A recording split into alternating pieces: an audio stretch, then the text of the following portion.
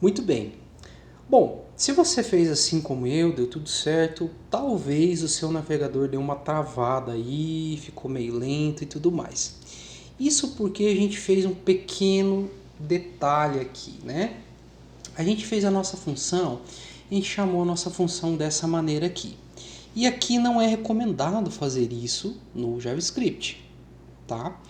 Por causa do ciclo do React. Então corre um risco dele ficar infinitamente num loop aqui, chamando isso aqui sempre, né? Sem parar. Então a gente precisa usar um outro cara. Então aqui em cima, ó, eu vou colocar useEffect, tá? O useEffect, ele é um listener.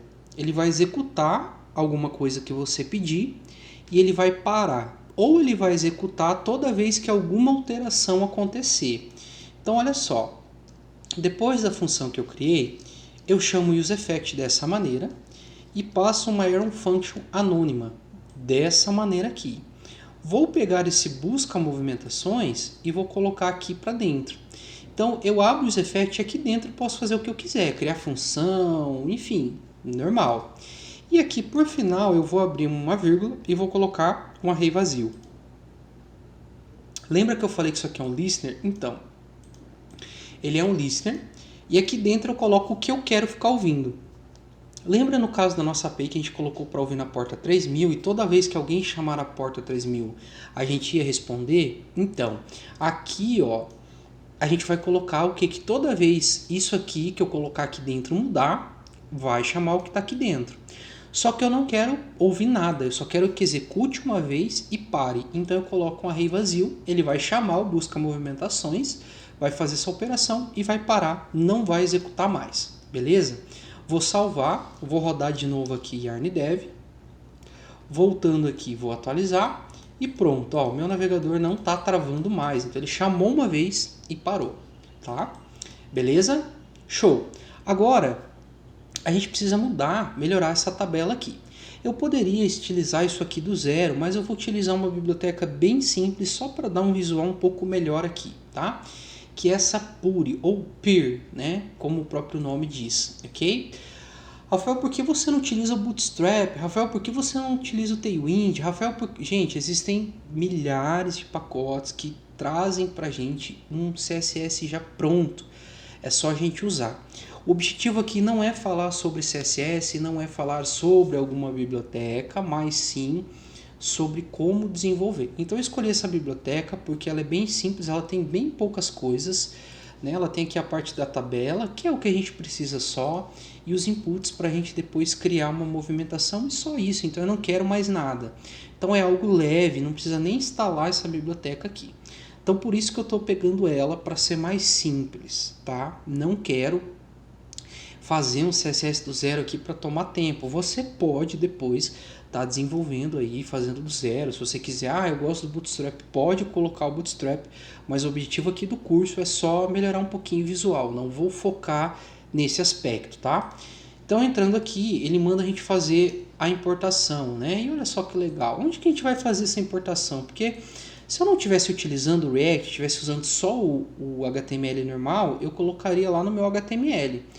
Mas onde que eu vou colocar isso? Se a gente olhar, a gente tem um index.html aqui, ó, que é exatamente igual ao HTML que a gente faz sem utilizar o React.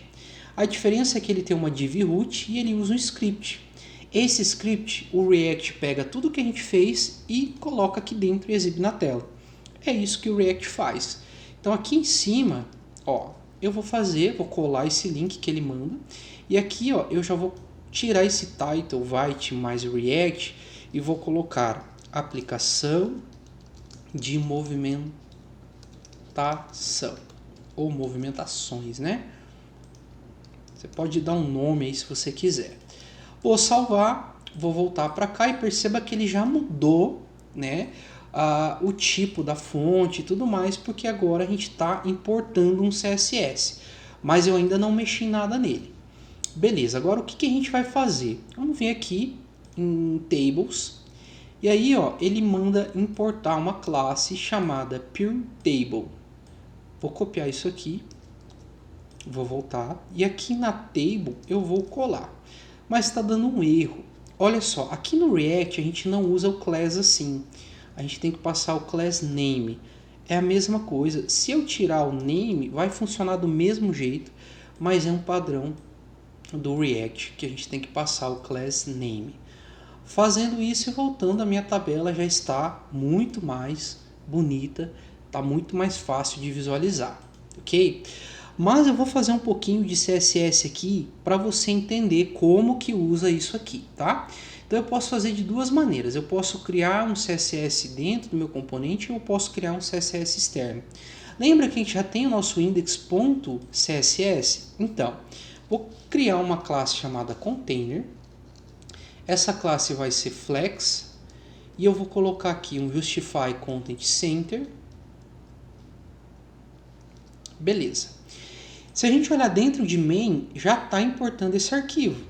Então aqui dentro do nosso app, a gente já pode usar.